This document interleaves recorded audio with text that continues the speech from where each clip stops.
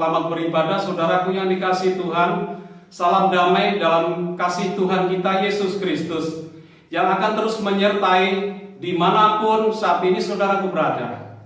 Pagi ini kita akan bersama-sama menaikkan pujian kita kepada Tuhan saudara. Karena Tuhan rindu kepada setiap kita untuk menyenangkan hati Tuhan. Amin. Satu pujian untuk mengawali ibadah kita pada pagi hari ini.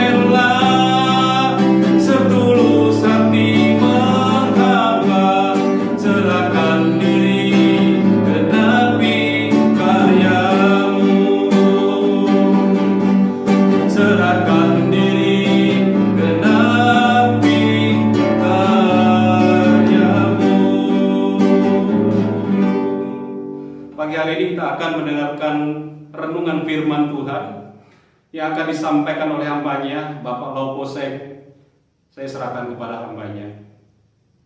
Shalom Bapak Ibu Saudara yang kasih di dalam Tuhan Yesus. Tuntunan di bulan September 2001 melalui Gembala GBI Keluarga Kristus adalah masa depan. Dimanapun saat ini saudara berada yang mengikuti ibadah minggu pagi ini secara online, biarlah hati kita tetap bersukacita di tengah saat situasi yang tidak kita mengerti dan kita tahu keadaannya bagaimana. Pagi hari ini mari kita ingat akan janji Tuhan di dalam firman-Nya. Kita akan baca di dalam Amsal 23 ayat 18 ya. Karena masa depan sungguh ada dan harapanmu tidak akan hilang. Firman Tuhan adalah sesuatu hal yang pasti untuk masa depan dan harapan kita. Firman Tuhan adalah jaminan yang kita harus percaya. Pagi hari ini kita mau belajar. Karena kalau kita melihat situasi hari-hari ini saudara, kita lihat yang bekerja, dia tidak punya kepastian. Setiap saat mereka mungkin bisa di PHK. Yang berusaha juga tidak tahu apakah usahanya akan berjalan atau tidak. Karena situasi saat ini kita tahu di negara kita Indonesia ada namanya PPKM. Jadi pergerakan kita terbatas, semuanya diatur. Jadi orang yang usaha juga serba bingung, tidak ada kepastian. Tetapi hari ini kita mau belajar. Di dalam firman Tuhan selalu ada kepastian. Mari kita akan lihat di dalam Ibrani 6 ayat 18. Supaya oleh dua kenyataan yang tidak berubah-ubah, tentang mana Allah tidak mungkin berdusta, kita yang mencari perlindungan beroleh dorongan yang kuat untuk menjangka pengharapan yang terletak di depan kita. Kalau kita perhatikan Bapak Ibu Saudara, firman Tuhan mengatakan dengan pasti tidak berubah-ubah. Kalau kita lihat situasinya hari-hari ini dari PPKM sejak 2020 kita lihat selalu berubah-ubah. Tetapi firman Tuhan adalah ya dan amin. Biarlah kita sebagai orang percaya pagi hari ini kita mau belajar bagaimana supaya masa depan kita itu ada dan harapan kita juga ada. Kita akan lihat di dalam Mazmur 37 ayat 3. 1. Percayalah kepada Tuhan dan lakukan yang baik, diamlah di negeri dan berlakulah setia. Yang pertama, untuk menghadapi situasi yang kita tidak mengerti dan kita tahu, kita harus percaya kepada Tuhan. Bagaimana sikap kita percaya pada Tuhan? Saya akan bercerita tentang perekonomian saya. Kita tahu saat ini perekonomian tidak menentu. Saya punya rencana sebelum pandemi COVID-19. Saya berencana anak saya untuk sekolah di Sydney, Australia. Saat itu saya mempunyai uang 100 juta. Saya tahu kalau dengan uang 100 juta kita diamkan saja itu tidak bisa berkembang. Jadi saya berpikir anak saya biayanya itu tentu sangat besar, lebih dari 100 juta. Saya mulai berusaha dengan akan usaha batu kapur di daerah Cirebon. Singkat cerita, saya mulai usaha itu, saya datang ke Cirebon dan untuk berjuang di sana. Tetapi apa yang saya hadapi, kenyataannya di sana Bapak Ibu Saudara, sedikit pun saya tidak mendapatkan hasil. Uang yang sudah saya tanamkan itu invest sekitar lebih kurang hampir 65 juta, akhirnya hilang begitu saja, ditipu dan tidak ada hasil apa-apa, dan saya ada sisa sekitar 35 juta dan saya akhirnya kembali lagi ke Tangerang. Dan kehidupan hari-hari itu dengan uang yang 35 juta, singkat cerita akhirnya uang tersebut habis. Jadi apa yang saya rencanakan, apa yang saya rancangkan itu semuanya kelihatannya tidak ada harapan. Kenapa saya katakan tidak harapan? Karena uangnya sudah habis dan uang buat kuliah juga sudah tidak ada. Dan kalau kita baca di dalam firman Tuhan dikatakan di Yesaya 55 dikatakan, rancanganmu bukanlah rancanganku, jalanmu bukanlah jalanku. Saya kadang-kadang kita tidak mengerti apa yang kita rencanakan, apa yang kita rancangkan secara manusia kita lihat baik. Tetapi pada waktu kita kerjakan, pada waktu kita lakukan, kenyataannya bisa bertolak belakang. Seperti yang saya sudah punya cita-cita ingin menyekolahkan anak, dengan uang yang ada, saya kumpulkan itu dengan orang bilang susah payah, akhirnya habis begitu saja. Sehingga saya berpikir sini tidak ada harapan. Kalau kita lihat lagi Bapak Ibu Saudara, kita lihat di Yeremia 29 ayat 11 dikatakan begini Bapak Ibu Saudara. Sebab aku ini mengetahui rancangan-rancangan apa yang ada padaku mengenai kamu. Demikianlah firman Tuhan, yaitu rancangan damai sejahtera dan bukan rancangan kecelakaan, untuk memberikan kepadamu hari depan yang penuh harapan. Secara manusia kita berkata, kalau sudah punya uang, kita sudah usaha dan uang habis, ditipu, ini kita berpikir ini rancangan kecelakaan. Tetapi firman Tuhan mengingatkan saya pada pagi hari ini dikatakan, rancangan Tuhan bukan rancangan kecelakaan, tetapi damai sejahtera, untuk memberikan kepada kita masa depan yang penuh harapan. Saya pegang janji firman Tuhan itu. Singkat cerita 2019, uang saya habis dan anak saya yang tadi setelah tamat SMA punya rencana untuk ke Sydney. Secara manusia saya pikir itu tidak mungkin, ya. Tapi saat itu tahun 2020 terjadi pandemi COVID-19. Saat pandemi COVID-19, maka kalaupun saya ada uang saat itu, anak saya tidak bisa kuliah. Saya mengerti, saya tahu Ini semua dalam rancangan Tuhan, dalam aturan Tuhan, sehingga waktu saya tidak punya uang, walaupun saat itu harus bisa berangkat, ternyata ada pandemi COVID-19, sehingga semua orang yang kuliah ataupun sekolah tidak bisa sekolah, harus sekolah secara online. Akhirnya anak saya berkata, "Pak, kalau online saya tidak mau, jadi ditunda aja."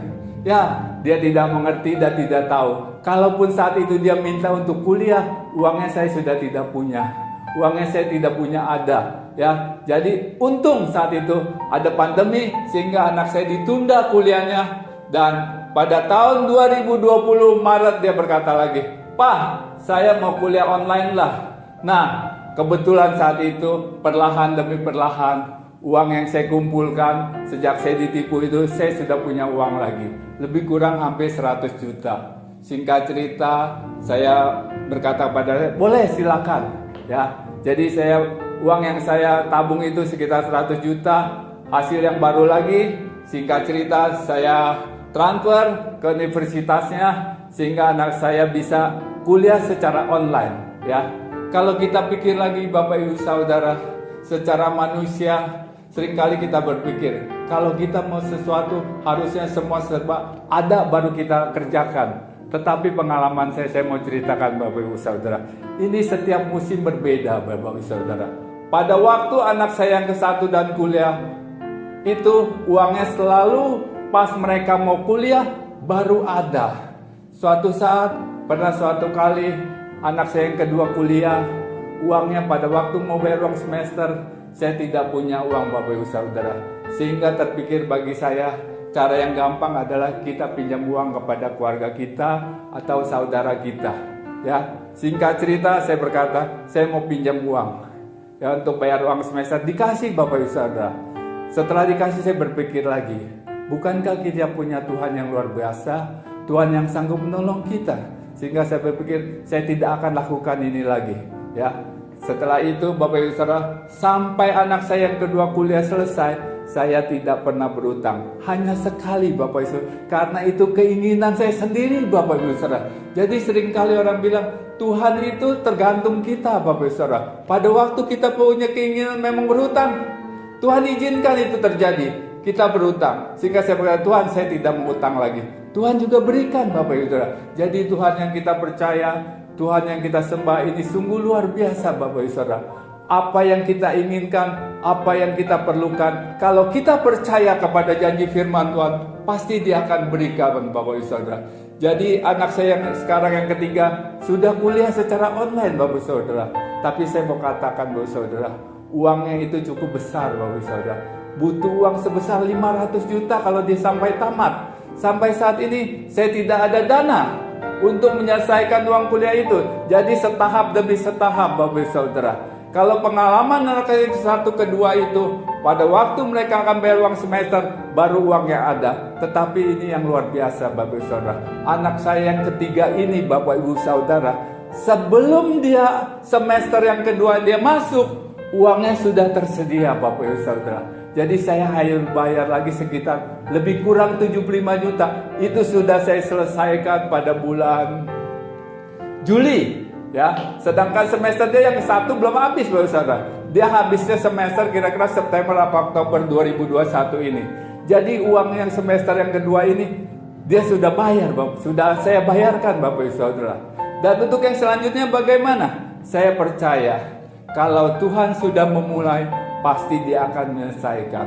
Seperti anak saya ini Bapak Saudara, walaupun saat ini sisanya uang saya belum ada, tapi saya yakin dan percayakan janji Tuhan. Masa depan anak saya adalah masa depan yang penuh harapan. Karena kita harus pegang yakin percaya firman Tuhan ini. Sekali dia berkata adalah ya dan amin. Dan pasti kalau Bapak hari-hari ini Ibu Saudara mengalami masalah yang sama dengan perekonomian, percayalah akan firman Tuhan ini. Bapak Ibu pegang percaya ini, maka apa yang Tuhan jadikan pasti akan terjadi dalam hidup Bapak Ibu Saudara sekalian, seperti yang saya alami Bapak Saudara. Yang kedua Bapak Saudara, kita akan lihat Mazmur 37 ayat 4. Dan bergembiralah karena Tuhan, maka Ia akan memberikan kepadamu yang akan dinginkan hatimu. Ini memang keinginan anak saya Bapak Saudara, untuk kuliah sekolah di Sydney. Dan saya juga membantu dia. Saya bilang, boleh silakan. Walaupun secara ekonomi, secara keuangan, terus terang saya katakan, saya tidak punya uang untuk menyekolahkan anak saya di sana. Tetapi saya percaya hari demi hari, sehari lepas sehari, Tuhan akan memberkati apa yang saya kerjakan. Di saat pandemi ini, Bapak Ibu Saudara, kita tahu mencari uang tidak mudah. Semua sektor mengalami kesulitan. Bagi yang bekerja, bagi yang berusaha. Begitu juga di sektor saya bekerja sebagai agent properti, Bapak. Tetapi saya mau katakan, puji Tuhan Bapak Ibu, di tahun ini pada bulan sekitar Juli atau Agustus, saya closing, orang bilang terjadi transaksi penjualan ruko. Sehingga apa yang dibutuhkan anak saya, Bapak Ibu Saudara, itu bisa terpenuhi. Jadi walaupun keadaan sulit, keadaan tidak menentu, sebagai anak Tuhan, kita dengar apa yang kata firman Tuhan. Bergembiralah karena Tuhan. Maka apa yang diinginkan hati saya, apa yang diinginkan hati anak saya, Tuhan berikan, Bapak Ibu Saudara. Kalau saat ini Bapak Ibu Saudara mengalami kesulitan ekonomi, mungkin Bapak Saudara punya keinginan, percayalah, apa yang Bapak Ibu inginkan, kalau Bapak Ibu Saudara tetap bersuka cita, percayalah, Tuhan kita akan memberikan apa yang diinginkan hati Bapak Ibu Saudara. Yang kedua, Bapak Ibu Saudara, saya tinggal di rumah di modern. Rumah saya itu orang bilang termasuk komplek yang cukup mewah. Tapi saya katakan terus terang ya Bapak Ibu Saudara, sejak saya beli rumah tersebut, saya tidak mampu untuk memperbaikinya. Ya, kalau kita lihat tahu namanya rumah, kalau kita tinggal sudah lama pasti ada kerusakan demi kerusakan. Saya lagi beli rumah itu sekitar tahun 2002. Sekarang tahun 2021, Bapak Ibu Saudara. Perlahan demi perlahan kalau kita lihat, biasanya rumah itu ada kebocoran, Bapak Ibu Saudara. Dan pintu-pintu juga kalau misalnya bikin dari kayu, sudah mulai dimakan rayap, Bapak Ibu Saudara. Tapi saya sebagai agen properti, Bapak Ibu Saudara, saya mau katakan, penghasilan saya tidak tetap. Hari ini bisa dapat uang, besok mungkin tidak. Jadi sehari-hari saya kehidupannya hanya orang bilang kita buat pas-pasan. Untuk makan saja, untuk keperluan hari-hari saja. Jadi untuk perbaikan rumah itu tidak mungkin. Saya hanya berkata kepada Tuhan, Tuhan, kalau Tuhan sudah percayakan rumah ini kepada saya, kalau saat ini rumah saya mulai sedikit demi sedikit ada kerusakan, Tuhan berkati apa yang saya kerjakan. Tuhan berkati apa yang saya usahakan. Hati saya tetap bersuka cita, Bapak Saudara. Saya tidak sedih kalau kita lihat rumah, aduh, nih tripleknya saya lihat udah bocor. Kalau orang datang ke rumah saya lihat, Pak, kenapa ini tidak dibetulkan? Saya bilang nanti juga pasti akan diperbaiki. Dia tidak tahu, Bapak Ibu Saudara, saya tidak punya uang untuk memperbaiki rumah saya yang rusak. Tetapi saya mau katakan, Bapak Ibu Saudara, keinginan hati saya, hati istri saya, supaya rumah kita yang mulai rusak bisa diperbaiki. Puji Tuhan, Bapak Ibu Saudara. Saya menunggu selama 19 tahun, Bapak Ibu Saudara. Di tahun 2021 ini, apa yang rusak perlahan demi perlahan semua, sedikit demi sedikit saya mulai bisa perbaiki, Bapak Ibu Saudara. Jadi kalau kita mengalami kesulitan, kalau kita mengalami kesusahan, tetaplah bersukacita, Bapak Ibu Saudara. Karena kalau kita bersukacita, pertama kita lihat saat ini ada pandemi COVID-19. Waktu kita bersukacita, maka imun di dalam tubuh kita, yaitu ada hormon endorfin, itu akan naik, meningkatkan imun kita. Kedua, kalau kita bersukacita, Bapak Ibu Saudara, apa yang diinginkan hati kita, itu Tuhan berikan, Bapak Ibu Saudara. Jangan bersedih, ya, karena kesedihan itu tidak akan menghasilkan apa-apa, Bapak Ibu Saudara. Tetapi pada waktu kita bersukacita, jasmani dan rohani kita pasti akan diberkati. Amin, Bapak Ibu Saudara. Yang ketiga, Bapak Ibu Saudara, kita belajar lagi Mazmur 37 ayat 5. Serahkanlah hidupmu kepada Tuhan dan percayalah kepadanya, Dia akan bertindak. Apapun bisa terjadi dalam kehidupan kita, Bapak Ibu Saudara. Tetapi satu hal, supaya kita mendapat pertolongan, kasih karunia daripada Tuhan. Yang ketiga, kita harus berserah, Bapak Ibu Saudara. Seperti kalau saya mau cerita, Bapak Ibu Saudara, belum lama ini di komplek kami, ada developer modern itu akan menyerahkan segi pengelolaan lingkungan kepada kami warga. Untuk mengelola lingkungan memang tidak mudah, Bapak Ibu Saudara, sehingga akan dibentuk tim pengurus. pada waktu itu pengurus sudah dibentuk Bapak Ibu Saudara, dan mereka mempunyai idenya dia keluarkan masing-masing. Mereka bilang, ini iuran warga harus dinaikkan. Dan saya di situ sebagai RW, pengurus RW berkata, kalau bisa jangan. Kenapa? Saat ini situasi sedang pandemi, orang banyak kesulitan ekonomi. Sudah bisa membayar dengan apa yang sekarang saja, itu sudah baik. Mereka tidak setuju, kata mereka, nggak bisa katanya. Singkat cerita, mereka bilang, kalau begitu, kalau Bapak mau begitu, kami mengundurkan diri. Mereka mengundurkan diri, sehingga akan dibentuk lagi pengurus yang baru. Nah, di situ banyak ide-ide, banyak hal-hal yang dibicarakan. Tetapi Bapak Saudara, perselisihan demi perselisihan, hari demi hari itu tidak selesai Bapak Saudara. Sehingga mereka memutuskan begini, ini lingkungan kalau begitu akan kita bentuk 3 pengurus. Ya, padahal hanya satu komplek kecil Bapak Saudara, karena tidak ada kesepakatan. Saya sebagai orang percaya juga orang bilang bingung, tidak tahu apa yang harus saya kerjakan, tidak tahu apa yang harus saya lakukan. Hingga saya ingat firman Tuhan berkata, kita harus melakukan doa keliling. Saya melakukan doa keliling pada hari itu, hari Minggu kebetulan juga ya. Saya akan doa keliling bersama istri saya dan 1 orang warga. Ya, setelah kami berkeliling, singkatnya hari Minggu itu siang diputuskan gini bahasa, kita harus tetap bersatu. Puji Tuhan Bapak Saudara. Padahal sebelumnya hari Sabtunya Bapak Saudara, mereka sudah sepakat akan dibentuk 3 pengurus, 3 pengelola di lingkungan yang kecil itu Bapak Saudara. Sebagai RW saya berkata, kita harus tetap bersatu ya. Jadi pada waktu kita berserah kepada Tuhan, hadapi masalah persoalan, percayalah Bapak Saudara, pertolongan dari Tuhan itu pasti datang, seperti yang saya alami Bapak Ibu Saudara. Jadi dalam kehidupan ini ya, hari-hari ini, kalau Bapak Ibu Saudara mengalami masalah, kesulitan, persoalan yang tidak tahu bagaimana cara untuk menyelesaikannya, biar kita berserah pada Tuhan. Percayalah, Tuhan akan memberikan jalan keluarnya. Di kitab Ayub 42 ayat 5 dikatakan begini Bapak Saudara, bukan hanya kata orang, tetapi mataku sekarang memandang Tuhan. Apa artinya Bapak Ibu Saudara? Apa yang saya alami, apa yang saya lakukan dalam hidup ini, dengan masalah persoalan yang saya hadapi, kalau Bapak Ibu hari ini mendengar, pertolongan Tuhan itu pasti ada, masa depan itu pasti ada, harapan itu pasti ada. Jangan hanya mendengar saja, Bapak Ibu juga akan mengalami. Syaratnya bagaimana Bapak Ibu Saudara? Agar firman Tuhan adalah jalan yang pasti untuk masa depan harapan kita. Satu, pertama Bapak Ibu Saudara, adalah yang pertama, percaya. Jangan sok tahu atau lebih pintar dari Tuhan, tapi percaya saja. Yang kedua, bergembira saja, karena Tuhan akan memenuhi segala kebutuhan kita menurut kekayaan dan kemuliaan-Nya dalam Kristus Yesus. Dan yang terakhir adalah berserah saja. Serahkan hidupmu hanya kepada Tuhan, maka Dia akan bertindak melampaui apa yang dapat kita pikirkan. Amin. Tuhan Yesus mendekati. Kembali kita angkat satu pujian sebelum kita mengakhiri ibadah kita pada pagi hari ini. Sebuah lagu, Ku Sanjung Kau.